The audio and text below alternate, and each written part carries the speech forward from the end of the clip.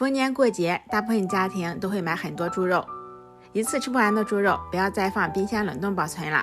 今天教你一个懒人特色方法，吃的时候简单快速省时间，比冰箱冷冻的更加新鲜好吃。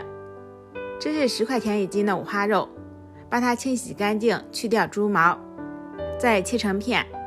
瘦猪肉可以分开切，锅中加1小勺清水，这样可以不粘锅。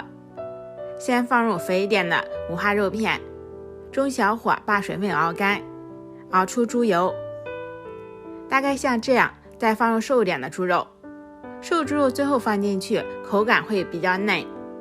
再加一些姜片去腥，葱片增香，炸出香味之后捞出气用。肉喜欢口感嫩的就少熬一会，喜欢口感老的就多炸一会。我比较喜欢这种微黄的口感，香而不腻，有嚼劲，特别好吃。再准备一个带盖子的容器，里面撒上一层食盐，连油带肉一起倒容器中，再把肉压到油中，盖上盖子自然冷却。炒菜的时候挖上一勺化开就行了，也可以挖一勺拌饭拌面条。逢年过节菜非常多的时候，这样做不用化冻，不用切，非常的简单，省时间，新鲜又好吃。上班族比较忙也可以这样做。油多不坏菜，这种做法保质期不详，因为从来没有坏过，喜欢就试下吧。